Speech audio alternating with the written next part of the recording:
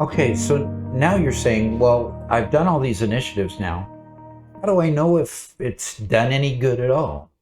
Well, that's where the next subject comes in, and that is measuring success, usually with key performance indicators. Sometimes we hear it abbreviated as KPI. The measures are attached to business drivers. They're detailed measurements that feed the KPIs. Those are called metrics. And the performance metrics that we're talking about are kind of a hybrid of data.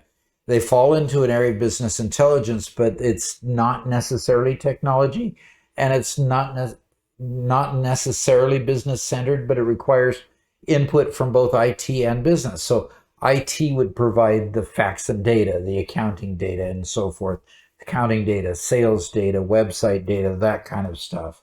The business would provide more of the anecdotal sort of information, the headcount data, the information that is telling basically observations on how the business is running after a particular initiative has been done. So let's dive into this a little bit and see how it all functions. So key performance indicators are quantifiable metrics that a company uses to evaluate progress towards critical success factors. Now, these factors, here's examples of those that might hit the target: turnover rates of employees, number of product returns, number of new customers, for example, or average customer spending. Maybe we're trying to increase the per order amount, that type of thing. As we collect these, all of these metrics are driven by what they would refer to as critical success factors. So some of those critical success factors is just doing our job better. So create high quality products would be subjective. Well, who has that subjective ability to determine whether we have high quality products? Well, it's usually your customers. Your customers will choose you over a competitor if they feel that your products are higher quality. So you create high quality products, your quantifiable metrics will then be able to rise. Retention, competitive advantages. Your ability to retain competitive advantages with your customers. In other words, you continue to keep market share. If you're able to reduce product costs rather than continue to advance forward through what we would call price inflation.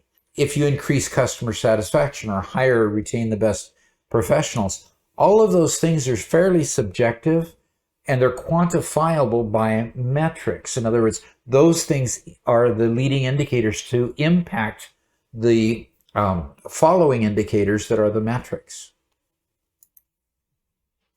So let's talk about two topics.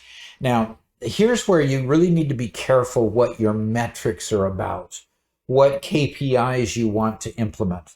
And here's an example. I'm going to say, we've got an efficiency metric that we want to do and an effectiveness metric. So we're going to measure the performance of the MIS system, those people who manage the information systems in the company, to include in our efficiency throughput or speed or availability of the websites or systems that were put in place. Then we're going to talk about effectiveness. We're going to measure the MIS effectiveness by including such things as how effective they are in customer satisfaction, or conversion rates if they're coming to a website and converting a new person coming to the website into a sale, or the sell-through increase, the amount of product that we put on a sales floor and how fast it sells through, and we can gather metrics on that. So when we look at efficiency and effectiveness, we want to make sure that we're not measuring the one at the expense of the other. And here's how that goes. Okay, so we're going to look at IT in particular. Okay, an effectiveness metric for IT might be throughput, data throughput, transaction speed, system availability, the accuracy of the information. Of course, that's important. How much web traffic we get, and what's the response time that customers will see. Okay, so those would be efficiency metrics. Okay, now if we measured effectiveness metrics, we'd want to find out how usable the website was and how good the customer satisfaction was, conversion rates, maybe some financial goals, okay? These are very different metrics that focus on a little bit different strategies. Now, here's where the challenge comes in. Security is important. Security is an issue for any organization offering products or services where you are using the internet or the networks between companies. It's inefficient for an organization to implement internet security since it slows down processing. Okay, so if we were looking for efficiency only, would we do that at the expense of security? Is it more effective then to have better security? Yes, it is. But it's less efficient. So secure internet connections are important, and we need to be secure in all of our data transfers. Therefore, we're going to sacrifice a little efficiency in order to have effective internet security. Now, one way that we can gauge whether or not we're in the ballpark, whether or not we've improved enough in any given area, is to do some benchmarking.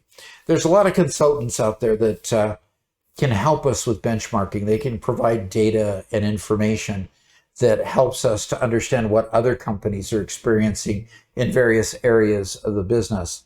So baseline values can be established, and benchmarking is a continuous process of evaluating how we're doing against those system performance benchmarks.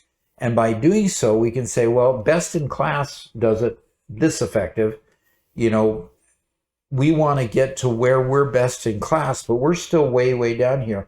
We're only doing about 80% of best in class. So we want to close the gap and increase it to that extra 20%. That would be the benchmarking process. And you would then take one step at a time, set goals, set KPIs, and measure progress with business process reengineering toward those goals. So here's some samples. Let's say metrics for measuring and managing strategic initiatives might include, your website metrics. Well, we've also talked about supply chain management, and we could have some metrics there.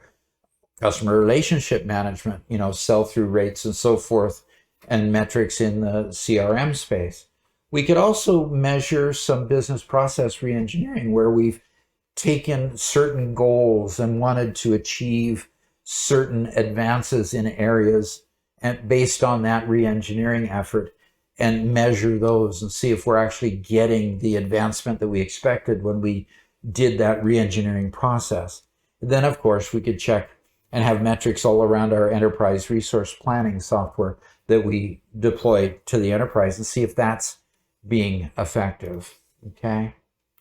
Some supply chain metrics might be, how many more back orders do we have? Or how many less back orders do we have now that we've implemented better supply chain software or better supply chain management? By doing so, we can reduce the back order count because we'll be in stock more often.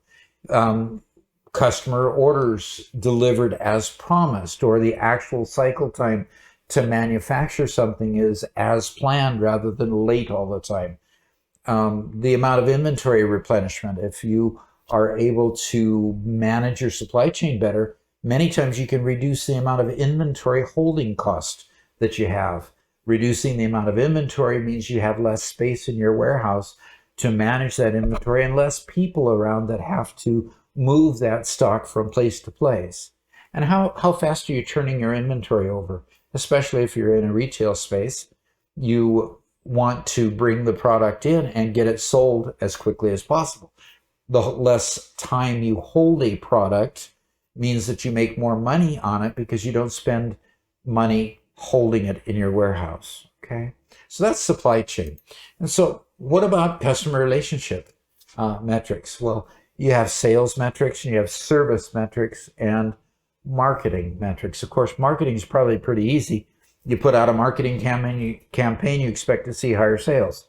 That one's pretty much a one-to-one relationship. If it works, it does. It shows higher sales. If it doesn't show higher sales, then go back to the drawing board, figure out a better way to do it. Service metrics, finding out how well, possibly through surveys that you send your customers, as to how well they appreciated or didn't appreciate your service. So customer relationship metrics are important there. So measuring your success is important. It's important from the aspect of knowing whether or not you're improving. You've got to know whether the things that you're doing are actually having impact on the bottom line of your business. If you don't have any impact on the bottom line of your business, don't do it. Don't waste the time. Find other areas to improve that are actually going to give you the benefit or to the bottom line and increased profits. So if you like what you see here, please hit that like button and be sure to subscribe. We'll look forward to seeing you again later. Thanks.